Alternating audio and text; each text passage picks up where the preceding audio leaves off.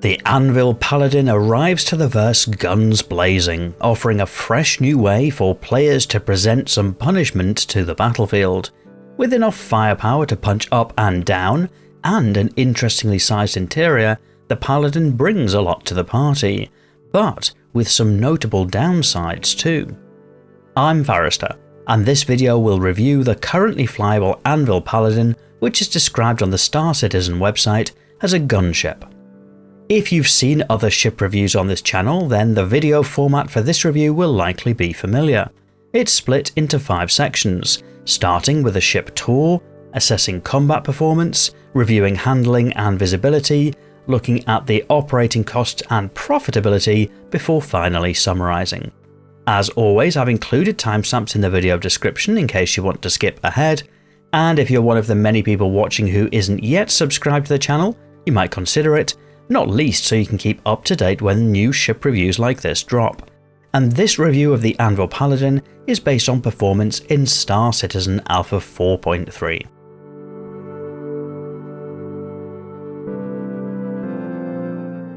And we'll start the tour of the Paladin by approaching from the left or port side. This is where the airlock entry is, but we'll come to that shortly after a quick external tour.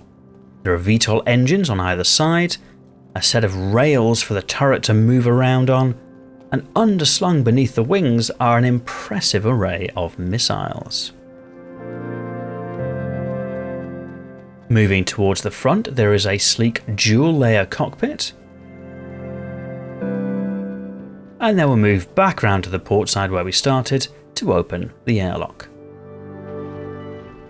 Opening the airlock deploys a ramp down which takes you up into the body of the Paladin. This is an airlocked section with 2 doors that can open and close, in theory maintaining the gravity. In this first room there's a little bit of an armoury with a weapons rack and some armour storage. And then we move into the bottom of the lower deck. On the walls of this deck are various buttons which open up to display component access, as well as the stairs to the top deck. There's a 4 SCU cargo grid which takes singles or doubles, and once again plenty more component access hidden behind a button.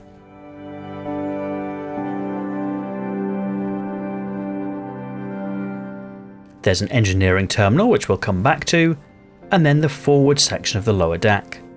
Here there's a ladder which leads up to the upper deck, and some stairs down to the 2 gunner stations. There's a window up into the top deck of the cockpit.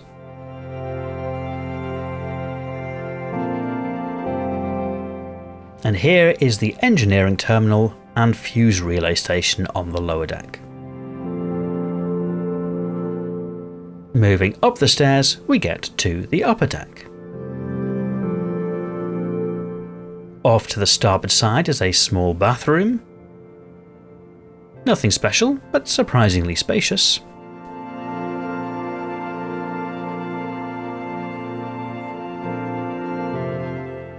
And then on the port side is a small seating area, as well as a kitchenette.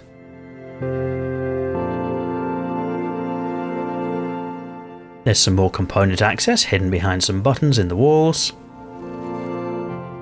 And then on either side is a crew quarters.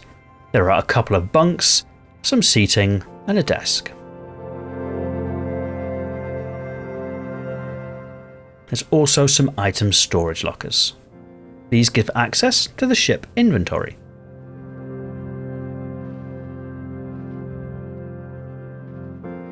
Once again, there's some more component access hidden on the walls on the starboard side, as well as a second mirrored crew quarters, once again with seating and item storage and the 2 bunks.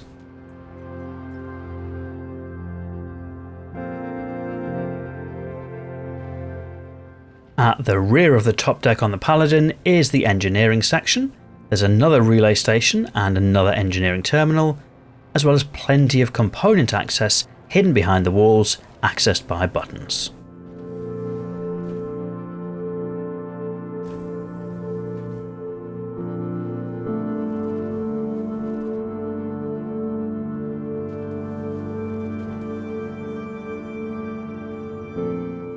There's a small dome which represents where the turret sits.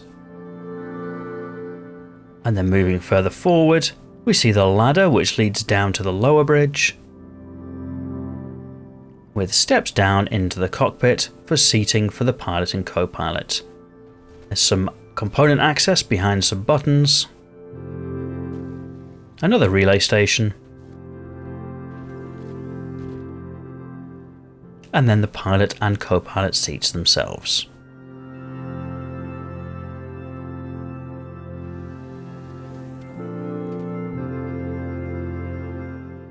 There's also a button to deploy some armour, and this is mirrored in the seats on the lower cockpit as well.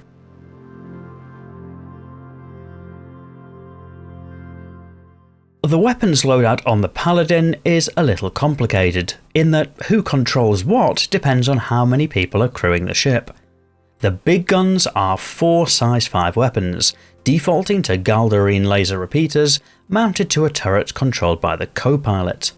That turret can rotate on rails to be either dorsal or ventral, which can be helpful for swapping between space combat and ground support roles. The remaining armament are 2 sets of 2 size 4 weapons, defaulting to Rhino repeaters on mini remote turrets flanking each side of the Paladin. These can be independently controlled by the 2 lower gunner stations for a full wide arc of fire, or alternatively, in the absence of those gunners, are controlled directly by the pilot and slaved forward. So the firepower of the Paladin doesn't really change when going from 2 to 4 players, only the arcs of fire. In reality, those weapons are usually better controlled by the pilot anyway, outside of niche situations where coverage is more important. The Paladin is additionally armed with a suite of missiles underslung beneath the stubby wings, defaulting to 2 size 4 and 8 size 3 missiles.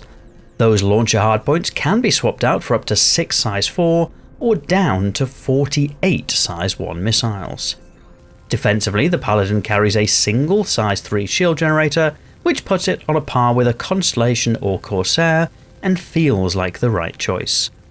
Altogether, that means that the Paladin is fairly hard hitting, fairly flexible in choice of targets owing to the turret up top, and able to deal with a range of combat scenarios.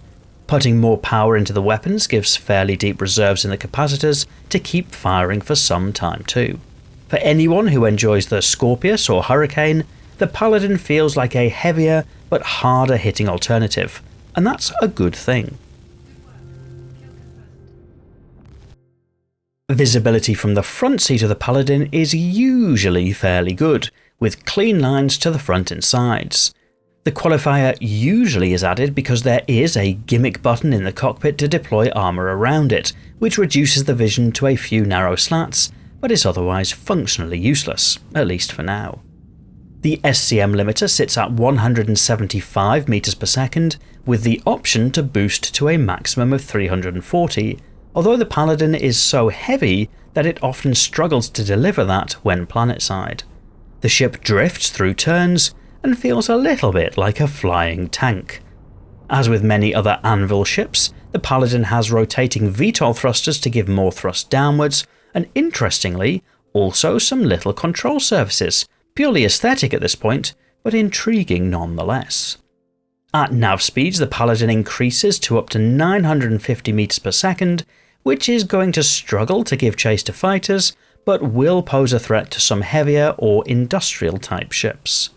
The stock quantum drive is mediocre, so an upgrade is well advised, but the Paladin does carry plenty of quantum fuel, so even with an upgrade, is still able to cover a wide range. In terms of running cost for the Paladin, they're usually fair. Refuel is usually in the low thousands, with repair perhaps a little more depending on pilot skill. Missiles, as always, are prohibitively expensive to fire, into the tens of thousands, but having an all-laser default loadout means that otherwise restocking costs can be zero. For making money, the Paladin excels at combat contracts, for which anything small to medium size is fair game when operated by at least 2 players. The Paladin does have a small cargo grid, allowing up to 4 SCU in a single line, so in theory That could be 4 singles or 2 2SCU crates. It's in theory because getting the crates in and out of the airlock can be awkward unless they're positioned absolutely perfectly, so that space is probably best used for item storage crates that don't need to be moved often. That opens up the possibility of using the Paladin as a bunker runner, where the turret in the lower position can quickly blast away turrets, then loot goblins can hoover up the goodies within. Whilst there's no medbed, for seasoned professionals that may not be a problem. For upgrades, beefing up the shield generator to a parapet can give a little extra defensive performance, and swapping the quantum drive out to something quicker, perhaps a Chimera, would also be a good move. But otherwise, most of the rest can probably be left as stock. For 2 players, the Paladin is a fun, hard-hitting gunship that can get in and amongst the melee and just keep blasting. As a solo ship, it sort of works, but the sluggish turns and firepower reduction from losing access to the top turret might mean that there are better choices. But 2 people is peak performance. Of course, it's possible to have up to 4 aboard, which gives the Paladin flexibility, and everybody has something to do, but performance doesn't really scale up beyond that 2-player count. There's plenty of internal space aboard, including a couple of engineer stations, suggesting potential future-proofing with options for damage control, but at time of recording, that's not implemented. But the internal spaces, whether the habitation area, crew quarters, or even the 2-level cockpit with glass between, all feed into the idea of the Paladin being a tight-knit gunship. Those looks also translate to the outside, where the theming of the Paladin looks great. It feels military, and for those who know their Anvil Aerospace, has design cues that nod to other ships, like the Terrapin, Carrack, or Valkyrie. The notable drawback comes in the form of the armour, or lack thereof. Whilst the description for the ship makes reference to the heavy armour, none of that currently means anything in-game. So once the shields go down, so does the Paladin, quicker than one might imagine. There are probably 2 natural sets of comparisons to draw for the Paladin. The first is against the rest of the Anvil lineup, notably the Valkyrie and Asgard. Whilst they're both dropships rather than gunships, there is some overlap in roles.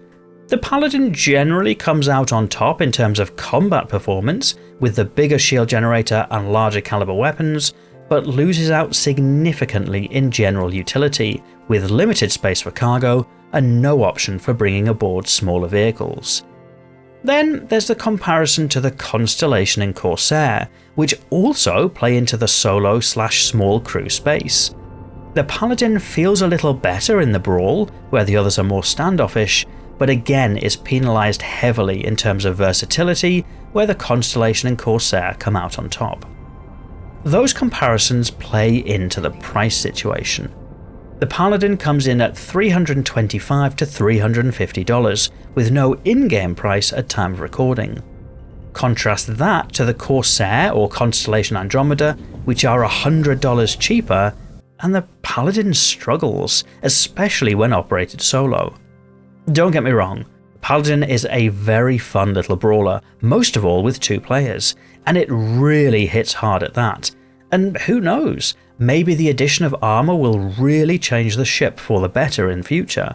But for the pledge price, it feels expensive compared to the competition, so maybe I'd wait for an in-game purchase option instead. But what do you think of the Anvil Paladin? I look forward to reading your thoughts in the video comments. If you enjoyed this video, you might press the like button to help me understand what videos to make more of in future, and if you're not yet subscribed to the channel, you might like to do that too, so that YouTube knows to show you more videos like this in future.